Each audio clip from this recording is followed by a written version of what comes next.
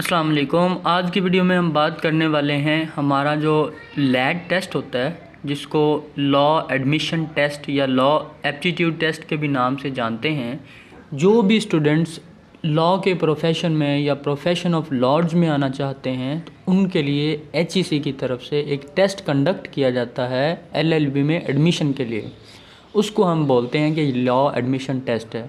तो आज हम बात करेंगे कि जो हमारा लॉ एडमिशन टेस्ट होता है उसके लिए क्या सलेबस है, और ये एडमिशन टेस्ट जो है एक साल में कितनी दफ़ा कंडक्ट होता है, कितनी देर बाद इसका रिज़ल्ट आ जाता है, कैसे हम इसकी तैयारी करते हैं। पूरा एक जो स्टडी प्लान है वो आपके साथ इस वीडियो में हम शेयर करेंगे।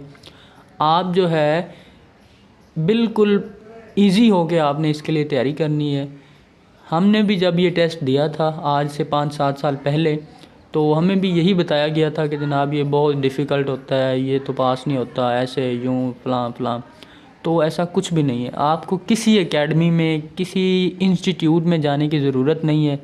अगर आप थोड़ा सा भी पढ़ने वाले हैं, ठीक है, आपने इंटरमीडिएट तक की बुक्स अगर पढ़ी हुई हैं, कुछ ना कुछ आपने पढ़ा हुआ है, आप घर बैठ के तैयारी कर सकते हैं। यूट्यूब से कुछ चीज़ें देखें, पास्ट पेपर्स देखें, और आज की वीडियो में हम आपके साथ एक पूरा स्टडी प्लान शेयर कर देंगे कि इस तरह से आप पढ़ लें। अगर एक हफ़्ता ही अगर आप पढ़ लें तो आप इजीली जो है 60 से 70 नंबर इसमें लेके पास हो सकते हैं। ये कोई मुश्किल नहीं है, हर बंदा इसको पास कर सकता है।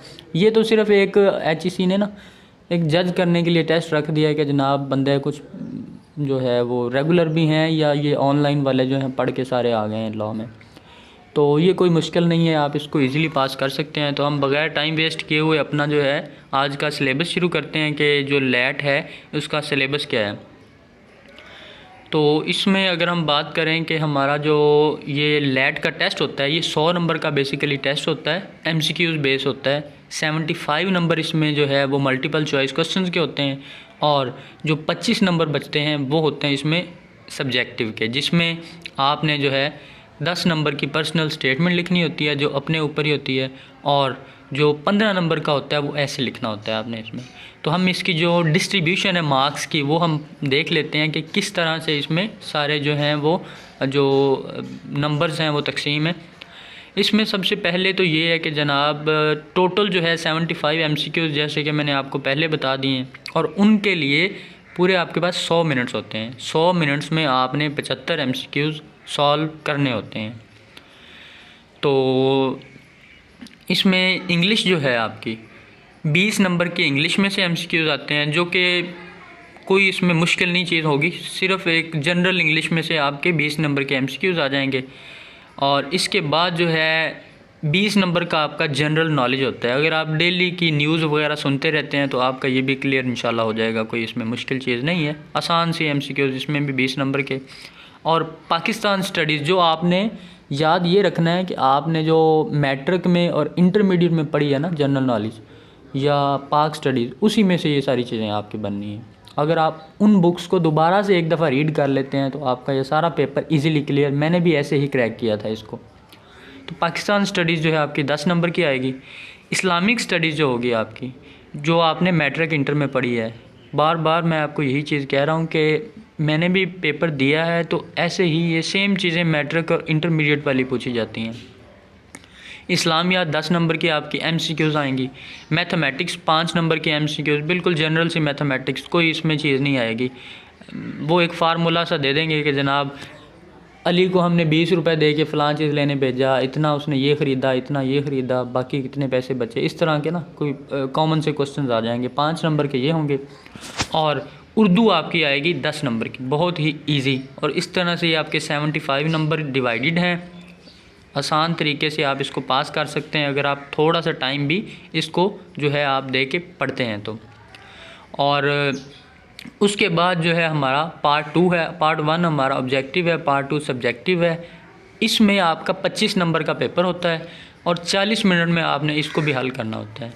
और ये आपने 15 नंबर का आपका ऐसे आता है, और 10 नंबर का जो है आपकी पर्सनल स्टेटमेंट आती है। और ये दोनों आपके पास ऑप्शन होती है, आप इंग्लिश में भी लिख सकते हैं या उर्दू में भी लिख सकते हैं।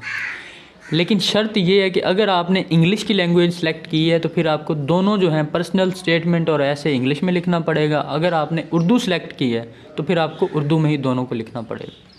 ये भी इंतहाई आसान किस्म के होते हैं। आपको कोई रॉकेट साइंस या कोई आपको जो है ना वो जॉर्गन वर्ड्स नहीं लिखने होते। आपको सादा से अल्फाज लिख के जो आपका इन्विजिलेटर है या आपका जो चेक करने वाला है पेपर वो उसको समझ सके, तो आपने इसको सादा से अल्फाज में लिख देना होता है।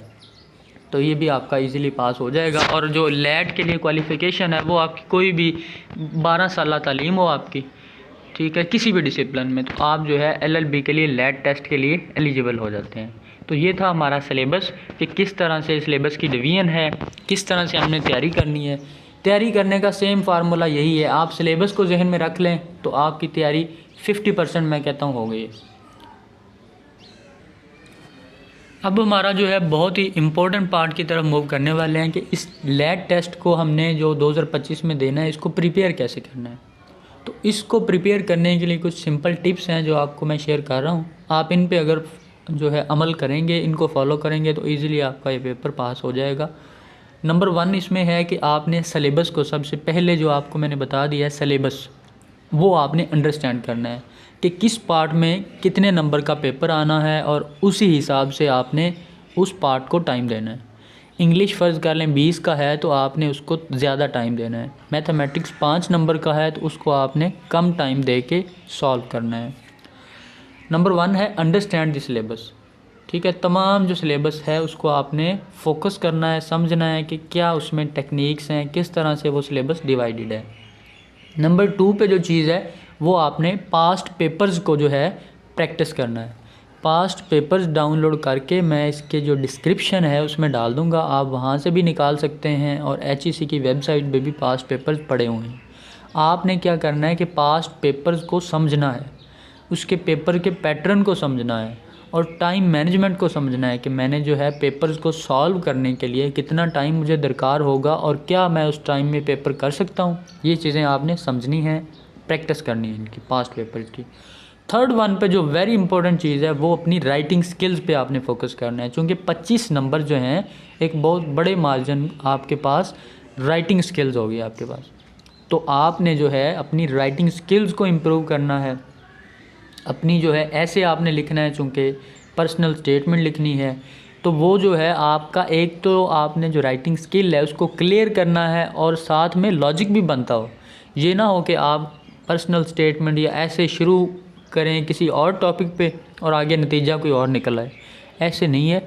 आपने जो भी तहरीर करनी है वो एक जो है रीज़नेबल होनी चाहिए, उसमें से एक कोई लॉजिक जो है वो निकलना चाहिए। ये ना हो कि आप बस लिखते ही जाएं, कोई उसमें कंक्लूजन ड्रा ही ना हो। ये चीज़ आपने मद्देनज़र रखनी है। नेक्स्ट 1 4th 1 है स्टे अपडेटेड। आपने तमाम जो न्यूज़पेपर्स हैं, ठीक है, और अब तो ये मोबाइल वगैरह आपके पास है तो आपने हेडलाइंस कम से कम लाजमी सुननी है और डेली सुननी है।